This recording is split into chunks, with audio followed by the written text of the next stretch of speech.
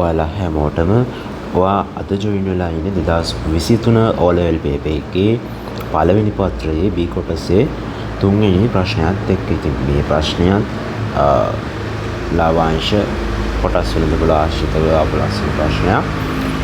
අපි බලමු කොහොමද මේ ප්‍රශ්නෙට අපි පිළිතුරු සපයන්නේ කියලා. හරි. ගාණි කියනවා එක්තරා සමාගමක කොටසක් මිල රුපියල් 50කි. එහි කොටස් මිලදී ගැනීම සඳහා කමල් රුපියල් 50ක් යොදවයි. අවුරුද්දක් අවසානයේදී කොටස් සඳහා ලාභාංශ ආදායම ලබාගත් පසු ඔහු කොටසක් රුපියල් 54 බැගින් කොටස් සියල්ලම විකුණයි.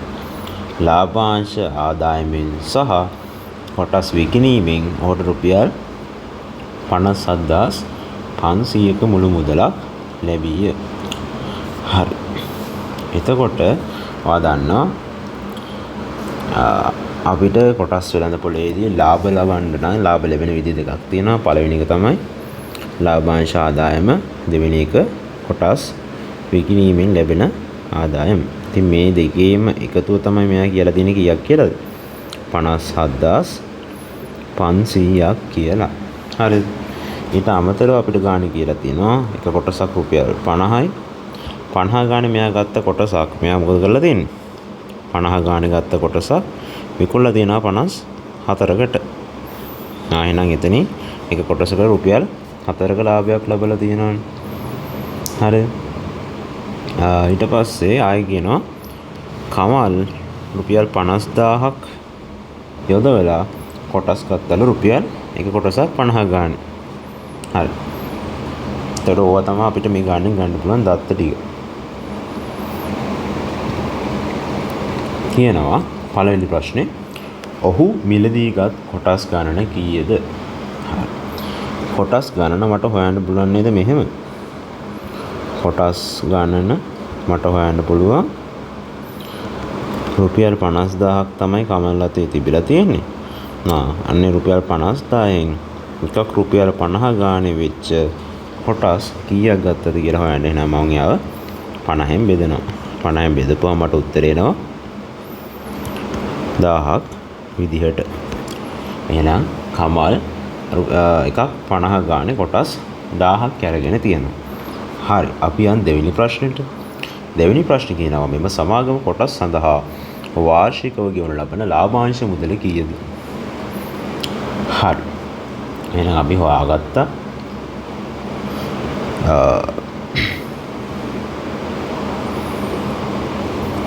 අපිට දීලා තිබ්බා කමල් ලාභාංශ ආදායමෙන් සහ කොටස් විකිණීමෙන් යාට ලැබිච්ච මුළු මුදල කීයක් කියලාද? 57500ක් විදිහට. ඉතින් ඔය 57500 ඇතුලේ තියෙනවා ලාභාංශ ආදායම. ලාභාංශ ආදායම කොහොමද දෙන්නේ ළමයි? ලාභාංශ ආදායම හැදෙන්නේ තනි තනි කොටසකට ලැබිච්ච ලාභාංශ වලින් ඒවා එකතු වෙලා තමයි ලාභාංශ ආදායම හැදෙන්නේ.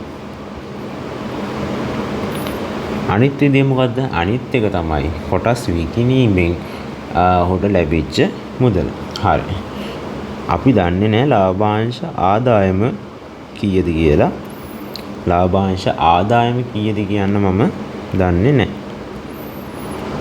හැබැයි මට පුළුවන් නේද ළමයි කොටස් විකිණීමෙන් ලද ආදායම මට හොයාගන්න පුළුවන්. මොකද තනි කොටසක් රුපියල් 54 ගානේ කොටස් 1000ක් විකුණලා තියෙන්නේ. එහෙනම් තනි කොටසක් 54 ගානේ කොටස් 1000ක් විකුණලා තියෙනවා. එහෙනම් මට හොයන්න පුළුවන් නේද මෙයා කොටස් විකිණීමෙන් එයාට ලැබිච්ච ගාණ කොච්චරද කියලා. එහෙනම් ලාභාංශ ආදායමයි කොටස් විකිණීමෙන් ලද ගාණයි නම් දෙකේ එකතුව 50700ක් වෙන්නේ අර මුළු මුදලින් කොටස් විකිණීමෙන් ලද ලාභය අයින් කරා නම් මට හම් වෙනව නේද ලාභාංශ ආදායම. හරි. එහෙනම් මම මෙහෙම කරන්න.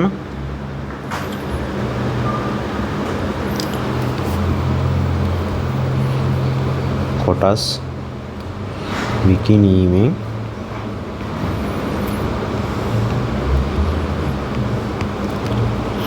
කොටස් විකිණීමෙන් ලද ආදායම මට ගන්න පුළුවන් කොහොමද?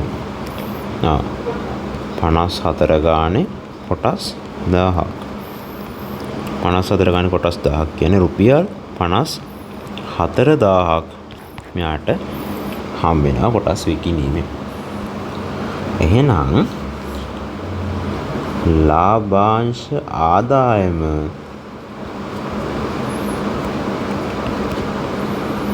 මට ගන්න පුළුවන් 57500ක් තිබ්බා. 57500 මුළු මුදලේ මුළු ආදායමේ මෙයා අඩු කරනවා කොටස් විකිණීමෙන් ලද මුදල.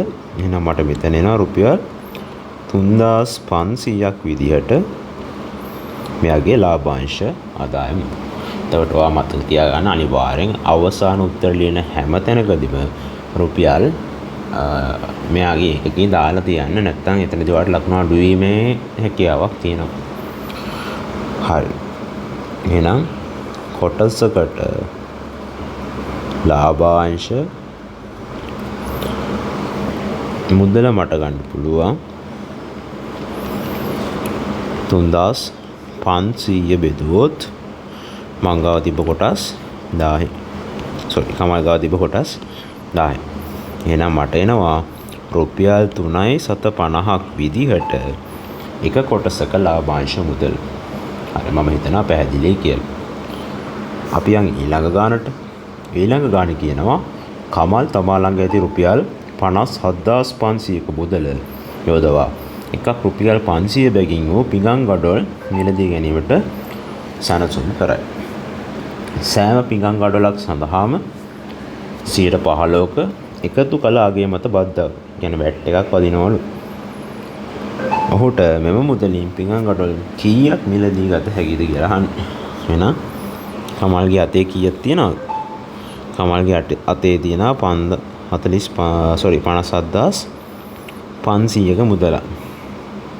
එහෙනම් එයාට එක පිඟන් ගඩොලක් මිලදී ගන්න මොනවද යන්නේ? එයාට එක පිඟන් ගඩොලක් ගන්න එයාට ගෙවන්න වෙන රුපියල් 500ක මුදලක් සහ වැට් එක ගන්න ගෙවන්න වෙන්නේ. හරිද? එයාට වැට් එකකුයි රුපියල් 500ක මුදලකුයි තමයි එක පිඟන් ගඩොලකට ගෙවන්න වෙන්නේ. හරිද? හරි. එහෙනම් අපි බලමු කොහොමද එක පිඟන් ගඩොලක මිල අවසාන මිල හොයාගන්නේ කියලා. එහෙනම් මේ බලන්න. පිඟන් ගඩොල රුපියල් 100ක් වුණා නම් හරිද?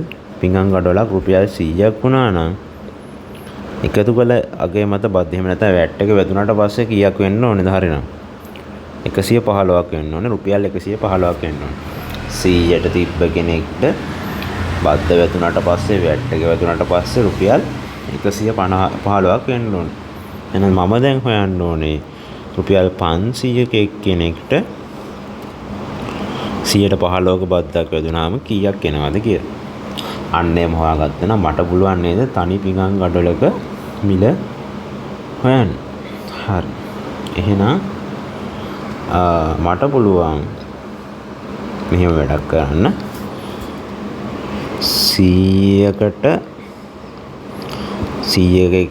100ක පිඟන් ගඩොලකට 115ක බද්දක් වැදුනහම රුපියල් 115ක් වෙනවා. එහෙනම් රුපියලක එක්කෙනෙක්ට 115ක බද්දක් වැදුනහම කීයක් වෙන්න ඕනේද? 115 බෙදීම 100ක් වෙන්න ඕනේ. මොකද දෙපැත්තම 100ෙන් බෙදුවහම මෙතන එකක් වෙන්නේ. ඊට පස්සේ දැන් මම හොයන්න ඕනේ 500ක එක්කෙනෙක්ට කීයක් වෙනවද කියලා. 500ක එක්කෙනෙක් කීයක් වෙනවද කියලා හොයන්න ඕනේ. එහෙනම් මම දෙපැත්තම 500ෙන් ගුණ කරා. එතකොට මේ තියෙන්නේ මොකද්ද? රුපියල් 500ක කෙනෙක්ට 115ක වැට් එකක් වැදුනට පස්සේ ඒ භාණ්ඩේ මුළු මුදල. හරි. එහෙනම් මට පුළුවන් ගන්න පිඟන් ගඩොලක මිල. පිඟන් ගඩොලක මිල ගන්න පුළුවන් කොහොමද? 115 බෙදීම 100 ගුණ කිරීම 500. එහෙනම් මෙතන කැපිලා ගිහිල්ලා මට එනවා රුපියල් 5යි 1යි රුපියල් 575ක් විදිහට එක පිඟන් ගඩොලක මිල. එහෙනම් මිලදීගත් පිඟන් ගඩොල් ගණන මට ගන්න පුළුවන්. මිලදීගත් පිඟන් ගඩොල් ගණන මට ගන්න පුළුවන්. මෙයා ගාව 57500ක් තිබ්බා. 57500න් එකක් 575 ගන්න තමයි අරගෙන තියෙන්නේ. එහෙනම් මෙයා පිඟන් ගඩොල් 100ක ප්‍රමාණයක් අරගෙන තියෙනවා. හරි. ඊට පස්සේ කියනවා ඔහු පිඟන් ගඩොල් මෙලදී ගැනීමට යාමේදී එකතු කළ අගය මත බද්ද 18%ක් ලෙස වැඩි වෙලා තිබුණලු. හරි. එතකොට වැට් එක 15%ක් තිබ්බ එක 15%ක් තිබ්බ එක 18%ක් වෙලා තියෙනවා. හරි.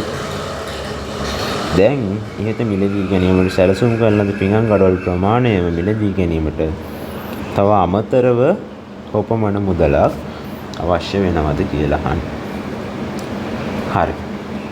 එතකොට මෙයා පිඟන් ගඩොල් 100ක් ගන්න හිටියේ. ඒ ගන්න හිටපු ගාන කිසිම වෙලාවක වෙනස් වෙන්නේ නැහැ. හැබැයි මෙයාට ගන්න හිටපු ගාන වෙනස් කරන්නේ නැත්නම් මොකද වෙන්නේ? 115ක 115ක ඒ කියන්නේ 175ක් වෙලා තිබ්බ ගාන 118ක් වෙද්දි පිඟන් ගඩොලක වැට් එක 118ක් වෙද්දි යම්කිසි ප්‍රමාණයකින් තනි පිඟන් ගඩොලක ගාන වැඩි වෙයි. එතකොට අන්න ඊට සාපේක්ෂව මෙයාට අමතරව ගාණක් ආයෙ ගෙවන්න සිද්ධ වෙනවා. හරි. එහෙනම් අපි බලමු එක පිඟන් ගඩොලකට අමතරව ගෙවන්න සිද්ධ වෙච්ච මුදල කීයද කියලා. හරි. එතකොට ඔයා දන්නවා ඉස්සෙල්ලා නම් ඔයා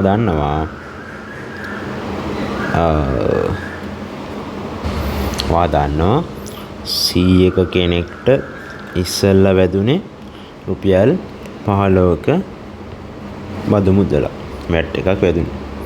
දැන් වදිනවා රුපියල් 100ක කෙනෙක්ට 118ක බදු මුදල. ඒ කියන්නේ 100ක භාණ්ඩයක් නම් 100 රුපියල් 118කට තමයි 118ක් තමයි යාගේ ඇත්තම ගාණ වෙන්නේ. එහෙනම් 100ක කෙනෙක් කලින් ගත්තට වඩා දැන් මම ගන්න යද්දී තව රුපියල් 3ක් වැඩිපුර නේද අරගෙන තියෙන්නේ. මේ බලන්න මේ දෙන්න අතර වෙනස 3යි නේද? ඒ කියන්නේ රුපියල් 100ක භාණ්ඩයක් නම් මම දැන් ගන්න යද්දී මම වැඩිපුර රුපියල් 3ක් ගෙවලා තමයි ගන්න ඕනේ. එහෙනම් මම හොයනවා රුපියල් 500ක භාණ්ඩයක් මම දැන් ගන්න යද්දී කීයක් වැඩිපුර ගෙවන්න ඕනේද? හරිද? concept එක තේරුණාද? හරි. එහෙනම් චූටි පුතේ මෙහෙමයි ගාන හදන්න. 100කට වැඩිපුර 3ක් ගෙවනවා. එහෙනම් එකකට මම වැඩිපුර කීයක් ගෙවන්න ඕනේද? 3 බෙදීම 100ක ගාණක්. එහෙනම් රුපියල් 500කට මම වැඩිපුර කීයක් ගෙවන්න ඕනේද කියලා හොයන්න මම මොකද කරන්නේ? 3 බෙදීම 100 ගුණ කිරීම 500යි කියලා ගන්නවා. එතකොට මට මෙතනින් එනවා රුපියල් 500ක් වෙච්ච භාණ්ඩයකට වැඩිපුර ගෙවන්න ඕනේ මුදල කොච්චරක්ද කියලා. එහෙනම් මට පුළුවන් පිඟන් ගඩොලකට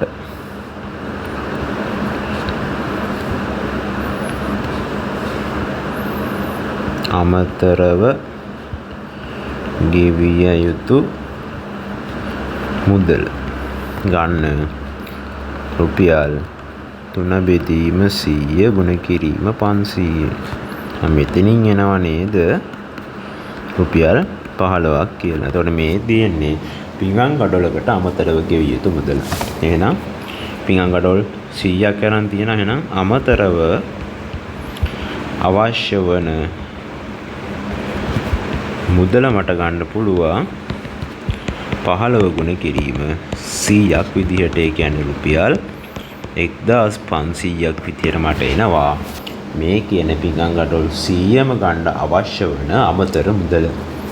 හරි. මම හිතනවා ඔයාලට තේරෙන්නේ නැති කියලා. එතකොට මේ ගැටලුව මේ අවසානම ප්‍රශ්නය හදන්න පුළුවන් තව විදි දෙන්න පුළුවන්. මොකද මට ඕන පුළුවන් මෙහෙම කරන්නත් පිඟන් ගඩොල 118ක් වුණාම කීයක් ගෙවන්න ඕනේද කියලා මට හොයාගන්න පුළුවන්. කියන්නේ පිඟන් ගඩොලක් එයාගේ වැට් එක 118ක් වුණාම ගෙවන්න ඕනේ මුළු මුදල හොයලා. එයා කලින් ගෙවපු මුළු මුදලෙන් අඩු කරපුවාම ඔයාලට ඕනනම් හොයාගන්න පුළුවන් එයාට අමතරව අවශ්‍ය වෙච්ච මුදල කීයද කියලා. හරි. එහෙම නැත්නම් තනි පිඟන් ගඩොලකට වැඩිපුර ගෙවපු මුදල හොයන්නත් පුළුවන්. එහෙම හොයලා මේක 100න් ගුණ කරත් හරි. හරි. ඔය විදියට ඔයාට හිතෙන ක්‍රම කීපයකට උනත් මේ ගාන හදන්න පුළුවන්. හරි. එතකොට මේවා ඇත්තටම ලියන්න අවශ්‍ය නැහැ නිකන් මේවා මේ ඔයාට නිකන් ගාන තේරුම් ගැනීමේ පහසුවට වගේ මම ලියපු දේවල්. ඒ දේවල් ඔයාගේ ඔළුව ඇතුලෙන් ඔයාට කරගන්න පුළුවන් නම් ඒත් කිසිම ප්‍රශ්නයක් නැහැ. ඉතින් මේක අර හිතන්න ලේසියට තමයි මම මේ වගේ දේවල් ලියලා තියෙන්නේ. හරි. එහෙනම් අපි බලමු කොහොමද මේකට ලකුණු ලැබෙන්නේ කියලා. එහෙනම් කොටස් ගණන අතර බේම්මේ සම්බන්ධය ගන්නවට මෙතෙන් එක ලකුණක් හම්බ වෙනවා. අවසාන උත්තරය ගන්නවට තව ලකුණක් හම්බ වෙනවා. ඒ විදිහට එතෙන් ලකුණු දෙකක් හම්බ වෙනවා. ඊට පස්සේ ලාභාංශ ආදායම හොයනවට ඔයාට හම්බ වෙනවා කොටස් විකිණීමෙන් ලද ආදායම හොයනවට ඔයාට හම්බ වෙනවා එක ලකුණක්. ඊට පස්සේ ඒකෙන් ලාභාංශ ආදායම ගන්නවට ඔයාට හම්බ වෙනවා තව එක ලකුණක්. ඊට පස්සේ කොටසක ලාභාංශ මුදල හොයනවට ඔයාට තව ලකුණක් විදිහට මෙතෙන් ලකුණු 3ක් හම්බ වෙනවා. ඊට පස්සේ පිඟන් ගඩොලක මිල හොයනවට ඔයාට හම්බ වෙනවා එක ලකුණක්. ඊට පස්සේ පිඟන් ගඩොල් ගාන හොයනවට ඔයාට එක ලකුණක් හම්බ වෙනවා. ඉතින් මේක ඕනනම් ඔයාට එකපාරින් කරන්න පුළුවන්. එහෙම කරොත් සම්පූර්ණ ලකුණු ගාන ඔයාට හම්බ වෙනවා. ඊට පස්සේ මෙතන පිඟන් ගඩොලකට අමතරව ගෙවිය යුතු මුදල හොයද්දී මෙතන ඔයාට ලකුණු 3ක් හම්බ වෙනවා. ඒතර මාගින් ස්කීම් එකේ වෙනත් විදියකට තියෙන්නේ. ඒ අදාළ විදියට දැන් ඔයා ගාන හරියට හදලා තියෙනවා නම් ඒ ලකුණු 3ම අනිවාර්යෙන් හම්බ වෙන්න ඕන. අපි නිකන් ගත්තොත් ඔන්න මෙතෙන් එක ලකුණක් හම්බ වෙනවා. මේක ලියනවට ඔයාට එක ලකුණක් හම්බ වෙනවා. අවසාන උත්තරයට ඔයාට තව ලකුණක් විදියට ඔහොම ලකුණු 3 බෙදෙන්න පුළුවන්. හරි. එහෙනම් ගාන ওই විදියට තමයි අවසාන වෙන්නේ. ඔයාට මොනවා හරි ප්‍රශ්නයක් තියෙනවා නම් WhatsApp message එකක් දාලා හරි එහෙම නැත්නම් මට කතා කරලා හරි අහන්න පුළුවන්. එහෙනම් අදට මම ඩිස්කෂන් එක නවත්වනවා. එහෙනම් හැමෝටම සුබ දවසක්. අපි මේ වැඩේ ලස්සනට කරගෙන යමු. ජය වේවා.